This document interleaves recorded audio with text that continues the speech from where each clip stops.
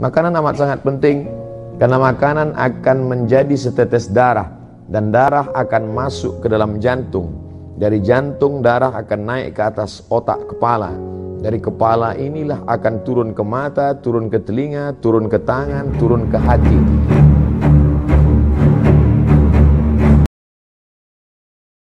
Jangan heran kalau pertama kali yang gelap tidak dapat hidayah itu bukan telinga, bukan kepala, tapi yang pertama kali adalah hati. Khatamallahu ala qulubihim. Makanya kata Nabi SAW, setiap kali kita berbuat satu salah, satu titik hitam. 2 kali salah, 1 titik hitam. 3 kali salah, 1 titik hitam. Akhirnya hati itu pun gelap. Semua berawal dari makanan. Makanya kata Nabi SAW, jaga makananmu takun mustajabud da'wah. Ihfaz mat'amak takun mustajabud da'wah. Jaga makananmu, maka engkau akan menjadi orang yang amat sangat dikabulkan doanya. Seseorang, kata Nabi SAW, yang rambutnya kusut berdebu. Kenapa rambutnya kusut berdebu? Karena dia tidak mandi. Kenapa dia tidak mandi? Dia takut kalau sampai dia mandi rambutnya gugur dan dia bayar dam. Karena saat itu dia sedang pakai kain ihram. Kain ihram di tanah haram, dalam keadaan umrah, mengangkat tangan di tepi Ka'bah. Tapi kata Nabi, doanya tidak dikabulkan Allah. Mengapa doa tidak dikabulkan Allah? Ada 4 sebab. Yang pertama, mat'amuhu haram, makanannya haram. Mashrabuhu haram, minumannya haram. Malbasuhu haram, pakaiannya haram. Wa ghudhiya bil haram, diberi, disuap makanan haram. Anna yustajabulah. Apakah mungkin doanya dikabulkan Allah? Lidah yang dia pakai meminta kepada Allah adalah lidah yang dia pakai untuk makan haram. Diharamkan Allah mengabulkan doa dari lidah yang memakan haram. Kecuali lidah dia 2, satu untuk makan, satu untuk berdoa. Oleh sebab itu maka berawal semuanya dari makanan. Makanya sahabat Nabi bernama Abdullah ibnu Umar radhiyallahu anhuma suatu ketika mengorek setengah kurma, bukan satu butir kurma, setengah kurma dia korek dari dalam tenggorokannya. Sahabat yang lain heran, muntah tidak apa-apa, tapi mengorek sampai muntah bisa jadi haram, makruh kalau sebabnya. Tapi ini kenapa engkau korek? Apa kata Abdullah ibnu Umar? Tadi aku makan 1 kurma, setelah itu aku makan sebelah, yang 1 masih tertahan. Datang orang lalu mengatakan, kamu tadi makan apa? Saya makan kurma. Kurma itu dari apa? Dari si fulan yang memberikan makan kurma. Kamu tahu tidak kalau dia itu hasil usahanya syubhat? Syubhat masih remang-remang, belum pasti betul haram. Tapi Nabi mengatakan, famanittaqas syubhat, siapa yang menjaga dirinya dari syubhat, faqad istabra'a lidinihi wa 'irdihi, dia sudah menjaga agamanya dan menjaga kehormatannya. Dulu orang yang menjaga makanannya dari yang syubhat, dari yang tidak jelas ini, orang itu disebut dengan orang yang wara'. Wara' artinya menjaga diri dari yang syubhat. Takwa menjaga diri dari yang haram. Dulu kalau ada orang mengatakan, tadi baru saja ada orang datang membawa uang kemari dan saya menolaknya, orang itu akan dikatakan kamu adalah orang 2, wara atau takwa. Hari ini kalau kita berkata, tadi ada orang membawa harta yang banyak tapi saya tidak mau, saya tolak, maka sepakat teman-teman kita akan berkata, kamu adalah orang yang bodoh. Kenapa tidak diambil? Itu haram, saudaraku. Aku tidak ingin merusak doaku, lidahku. Itu memang haram, tapi kita keluarkan saja 2,5% jadi halal. Dia bahkan tahu bagaimana cara membersihkannya. Itu memang haram, brother. Tapi kalau kita pergi ke umroh, kita nangis di pintu Ka'bah, selesai. Menangis di pintu Ka'bah, ya Rabb, ya Allah, ya Allah. Bagaimana mungkin memberikan sesuatu yang haram? Berapa banyak orang yang sampai ke tanah suci berharap kepada ampunan Allah, labbaik Allahumma labbaik, labbaik la syarika lak labbaik. Apa jawab malaikat? La labbaik wala sa'daik. Kau tidak dapat haji mabrur, umrahmu tidak diterima. Kenapa begitu? Zaduka haram, karena kau berangkat dengan uang haram. Apa sebetulnya judul ceramah Ustadz Zuhur ini? Yaitu berangkat dari pegawai KPK tidak mau kasih minum tadi. Dia bawa air minum. Saya lupa, kalau saya tahu saya bawa juga air minum dari rumah. Saudara yang dimuliakan Allah Subhanahu wa taala, hari ini yang paling mahal adalah integritas. Hari ini yang paling mahal adalah harga diri. Betapa banyak orang menjual harga dirinya karena ada yang lebih mahal dalam diri dia, dunia. Sedangkan kita mengatakan dunia beserta isinya hanyalah setengah sayap nyamuk. Begitu Nabi SAW mengajarkan. Berapa banyak orang berebut sayap nyamuk, berapa banyak orang mencari sesuatu hanya sayap nyamuk. Makanya orang beriman itu melihat dunia ini kecil saja. Kalau dapat tidak terlalu bahagia, karena yang dia dapat hanya setengah sayap nyamuk. Dan kalau tidak dapat pun tidak terlampau sedih, karena yang hilang itu pun setengah sayap nyamuk. Tapi kadang kita bisa kan mengomongkannya saja. Ketika sampai kita alami, ternyata setengah sayap nyamuk itu sebesar setengah sayap Boeing bagi kita. Setengah sayap nyamuk, itulah digambarkan Nabi SAW. Dalam perumpamaan lain Nabi mengatakan, celupkan ujung jarimu ke tengah samudra, falyanzur bima yarji, angkat pandang apa yang melekat di ujung jari. Apa yang menempel di ujung jarimu, itulah dunia. Setetes, dua tetes. Apa yang tinggal, itulah akhirat beserta isinya. Jadi kalau ada orang terlampau mengejar dunia, maka dia hanya mengejar setetes. Kalau terlampau bahagia, bangga, sombong pada yang setetes. Tapi kalau dia sanggup mengatakan itu, aku tidak apa-apa karena yang dapat itu juga setetes, andai tidak dapat pun tidak terlampau sedih karena yang hilang pun juga setetes. Tapi saya tidak ingin setelah kajian ini lalu semuanya meninggalkan dunia. Rapat pegawai KPK, gimana visi misi kita ke depan? Mohon maaf Bapak pimpinan, ini hanya status ini semua. Bukan itu yang saya maksud. Bagaimana mengecilkan dunia sehingga yang besar hanya Allah.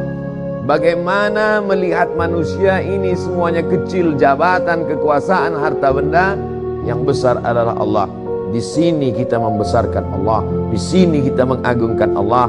Yang kita angkat kedua tangan sambil berkata semuanya kecil, hanya Engkau saja yang besar. Allahu Akbar. Di sini di awalnya semuanya kita serahkan pada Allah. Inna salati wa nusuki wa mahyaya wa mamati lillah. Sebelum salam itu kita ulang sekali lagi, 4 kita serahkan pada Allah. At-tahiyatul mubarakatu salawatu thayyibatu lillah. Hanya orang yang sampai pada level ini saja yang salamnya dijawab oleh Rasulullah sallallahu alaihi wasallam. At-tahiyatul mubarakatu salawatu thayyibatu lillah. Setelah sanggup meninggalkan yang 4 ini, barulah kita diterima Rasulullah. Assalamu alayka ayyuhan nabiyyu wa rahmatullahi wa barakatuh. Jangan ucapkan salam pada Nabi sebelum kau sanggup mengesampingkan 4. At-tahiyatul, puja-puji, keagungan. Ustaz enak aja ngomong gitu. Ustaz kan gak punya kemuliaan, gak punya status sosial tinggi, gak punya jabatan. Oke, kalau gitu ke diri pribadi, follower, viewer. At-tahiyatul mubarakatul, segala keberkahan. Salawatul, segala doa-doa. Thayyibatul, semua kebaikan kemuliaan bukan punya kita, lillah, punya Allah Subhanahu wa ta'ala. Tapi bicara begitu kan menggerakkan lidah, apa susahnya? Actionnya bagaimana? Maka ada orang-orang yang menurut sebagian kita luar biasa, menurut sebagian kita apa yang dia lakukan ini luar biasa, tapi bagi dia di hadapan Allah itu hanya biasa-biasa saja. Kadang kita tidak bisa merasakan apa ceramah yang di belakang, kenapa beda sama yang di depan. Saudara yang dimuliakan Allah Subhanahu wa ta'ala, suara saya jelas sampai ke belakang? Jelas, ada layar, Masya Allah. Ibu di belakang walaupun tidak melihat saya secara langsung, anggap aja kalian sedang menyaksikan youtube.com. Artinya apa? Hidup ini Makan, pakai, tak lebih daripada itu. Punya rumah yang besar, pakai. Punya makanan yang enak, makan. Makan, pakai, tak lebih, tak kurang dari itu. Ma'akalta yang kau makan akan busuk, wa malabista yang kau pakai akan lapuk. Kalau dulu orang mengatakan hidup ini cuma makan pakai, malah sekarang makan pun tidak. Berapa banyak saya acara di depan pejabat-pejabat, orang-orang hebat, tidak makan sama sekali.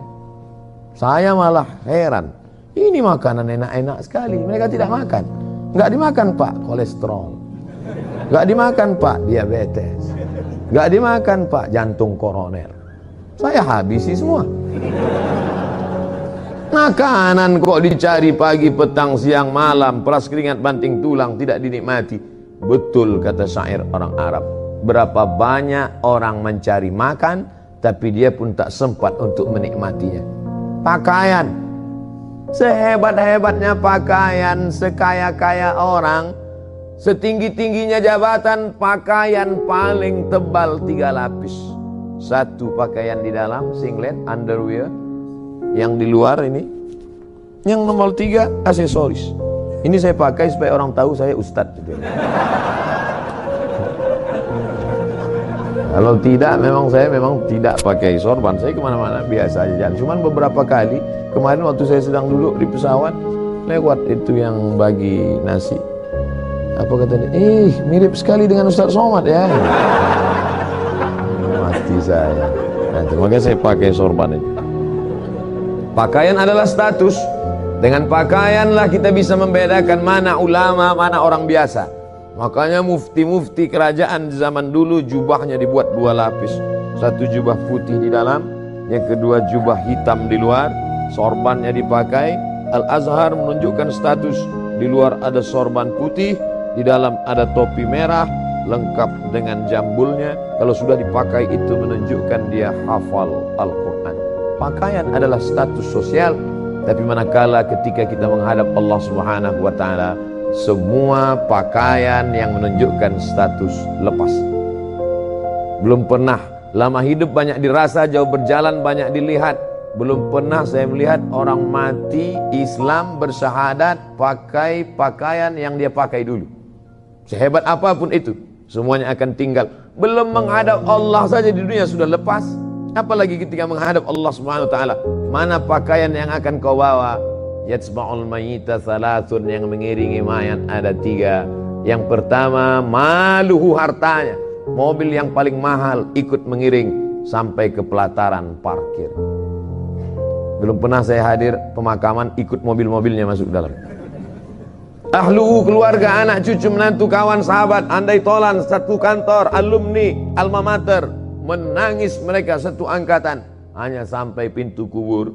Istri yang tersayang, paling disayang, yang katanya buah hati belayan jiwa, itu pun hanya menangis di pintu kubur. Ramai-ramai orang menahannya. Ibu sabar bu. Tidak, saya mau tetap masuk ke dalam. Tetap mereka tahan, jangan bu. Padahal andai dilepas pun enggak juga dia mau masuk ke dalam. Cobalah.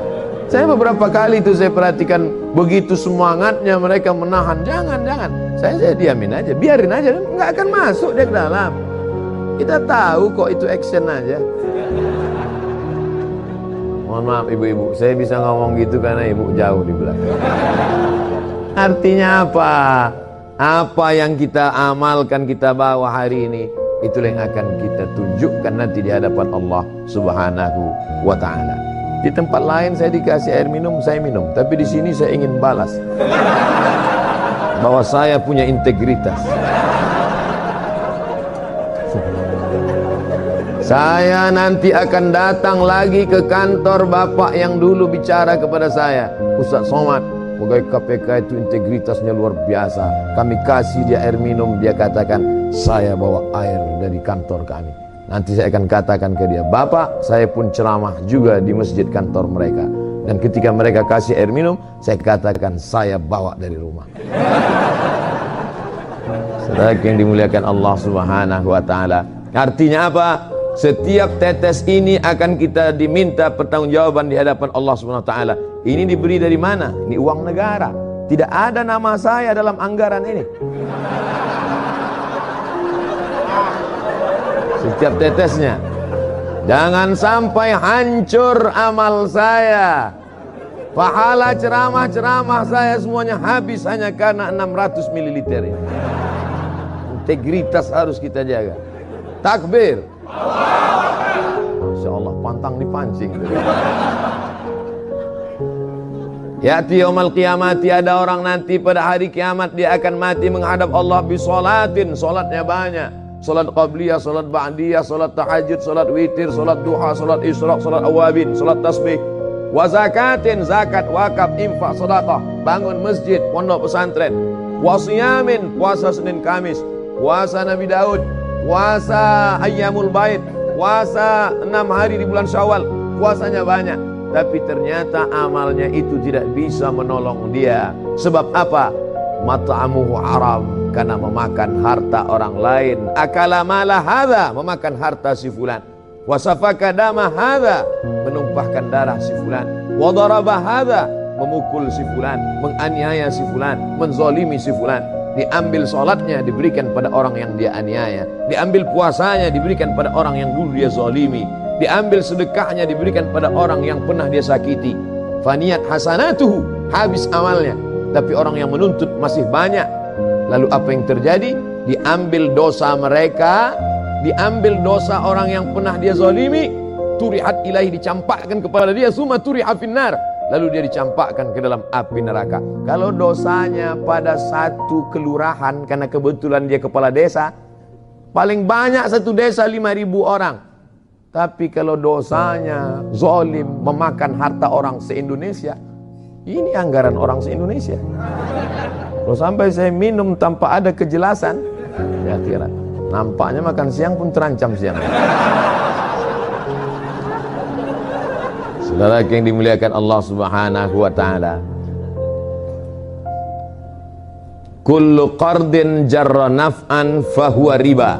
Setiap pinjaman kalau ada unsur manfaat dari pinjaman itu, maka pinjaman itu menjadi riba. Siapa yang tidak lepas dari pinjaman? Selama hidup pasti kita pernah meminjam. Tidak ada barang yang cash di rumah kita sekarang. Semuanya pinjaman. Panci pun kredit. Semuanya pinjaman. Andai saya meminjam kepada Bapak, saya tak tahu nama-nama Bapak, tak tahu saya. Satu-satunya yang saya tahu nama di sini cuma Pak Novel Baswedan. Saya pinjam uang Bapak 5 juta Pak. Oke Ustadz, nih pakai duit 5 juta. Pinjam ya Pak? Iya. Lalu kemudian besok 2-3 hari, boleh saya pinjam motornya? Apakah Pak Ustadz? Maka motor yang saya pakai itu sudah saya pakai unsur manfaat. Kullu qardin jarra naf'an, kalau meminjam ada mengambil manfaat, maka manfaatnya itu adalah riba. Sekarang berapa banyak kita meminjam barang orang, uang orang, justru kita pinjam ya karena manfaat itu. Kalau tidak ada manfaatnya, kamu kasih pinjaman sama dia, iya. Kenapa kamu ambil barang dia, kamu manfaatkan? Loh, kalau enggak saya manfaatkan, saya dapat apa? Betapa logika kita sudah terbolak-balik. Pernahkah ini terjadi pada ulama-ulama dulu? Ya, ada seorang ulama namanya Abu Hanifah. Kalau saya sebut Abu Hanifah banyak yang tidak kenal. Saya sebut nama lengkapnya Nu'man bin Thabit, juga tidak kenal. Tapi kalau disebut Imam Hanafi, oh. Makanya kalau kenalan sama orang tanya nama lengkapnya. Nama siapa? Abdul Somad. Oh, itu. UAS, itu juga. Ustaz Abdul Somad. Abu Hanifah, Nu'man bin Thabit, Imam Hanafi meninggal di Kufah, Irak tahun 150 Hijrah. Kemudian ada orang meminjam uang dia, dan ketika itu dia bertamu ke rumah orang tersebut. Di depan rumah orang itu ada sebatang pohon kayu yang rindang, dan dia tegak di tengah panas.